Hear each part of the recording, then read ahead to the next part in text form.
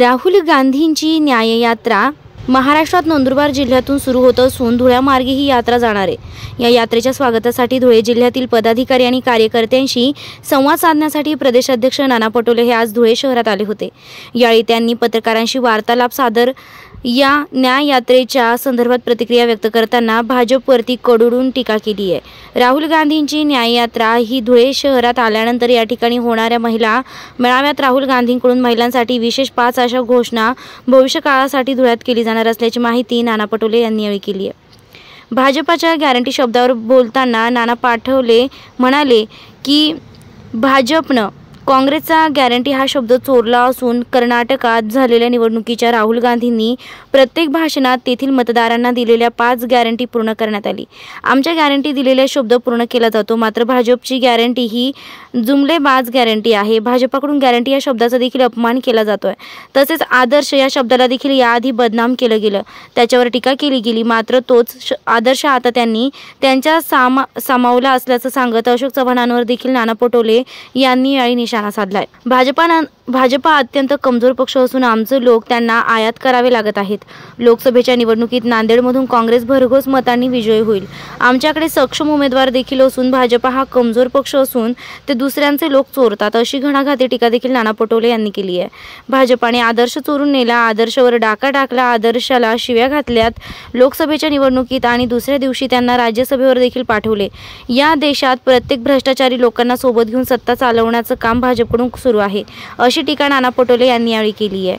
विजयकुमार गावित यांच्या व्हायरल झालेल्या ऑडिओबाबत बोलताना नाना पटोले म्हणाले की आचारसंहिता लागू द्या, आम्हाला चोरी करण्याची गरज नाही किंवा कारखानदारांना पैसे देखील देण्याची गरज नाही। आमच्याकडे संपूर्ण व्यवस्था तयार असून माझ्याकडे संपूर्ण महाराष्ट्राचं चित्र स्पष्ट आहे, असं सांगून नाना पटोले यांनी येणाऱ्या काही दिवसातच मोठा राजकीय भूकंप होणार असल्याचं भाकीत वर्तवलंय। धुळे जिल्हा प्रतिनिधी माहेश्वरी शिसोदे। मध्ये सध्या भाजपचे खासदार मात्र गेल्या 2 दिवसांपासून आदिवासी विकास मंत्री विजयकुमार गावित यांचे ऑडिओ क्लिप व्हायरल झालेले आहे, ज्यामध्ये ते लोकसभेच्या निवडणुकीत देशातून भविष्यात विचार करून काँग्रेसमध्ये जाण्याचं बोलले। मी तुम्हाला अनेकदा सांगितलेलं आहे की आचारसंहिता लागू द्या आणि मग आम्ही जर व्यवहाराचा एक आठवडा मागतो, हे जे आता चोरीचा भाग सांगितला, आम्हाला चोरी करायची गरज नाही। स्वयंपूर्तीनं अनेक लोक, आम्हाला कारखानदारालाही पैसे द्यायची गरज नाही। आमच्या जो सगळ्या व्यवस्था तयार आहे, फक्त आचारसंहिता लागू द्या, आम्ही त्याची वाट पाहतो। आचारसंहितेनंतर खूप सारं, तुम्ही एका जिल्ह्यातलं नाही, माझ्याकडे महाराष्ट्रात सगळीकडे चित्र स्पष्ट आहे आणि महाराष्ट्रामध्ये आजचं जे काही लोकमत आहे, लोकांचा विचार आहे, तो आघाडीच्या बाजूला आहे आणि हे अनेक सर्वेमध्येही स्पष्ट होतं आणि जनभावनेतूनही स्पष्ट होतं। राहुल गांधी पण आता गॅरंटी देत आहे, तर मुळात गॅरंटी हा शब्द आता कुठेतरी मागच्या वेळेला विकास शब्द होता, आता गॅरंटी शब्द आला। गॅरंटी शब्द त्यांनी आमचा चोरला मुद्दाहून जाणीवपूर्वक शब्द वापरतो। कर्नाटकच्या निवडणुकीमध्ये राहुल गांधींचं प्रत्येक भाषण ऐका।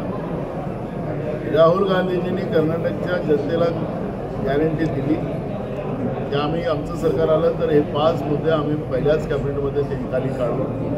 त्यामध्ये शेतकऱ्यांचं कर्जमाफी होती, गॅस सिलेंडर महागाईचा प्रश्न होता, असे काहीतरी 5 मुद्दे होते आणि राहुल गांधीजींनी दिलेली गॅरंटी कर्नाटक सरकारमध्ये पूर्ण करण्यात आली।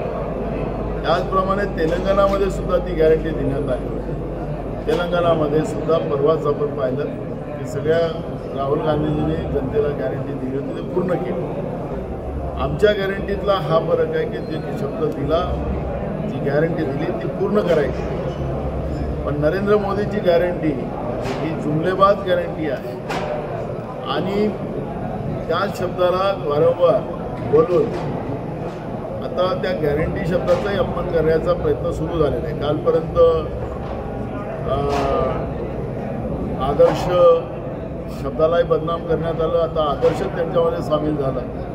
तर ही जी काही परिस्थिती आहे, या परिस्थितीला आपण समजलं पाहिजे। गॅरंटी हा शब्द राहुल गांधींच्याच तोंडून चांगला वाटतो, नरेंद्र मोदीच्या सरकारला चांगला वाटत नाही।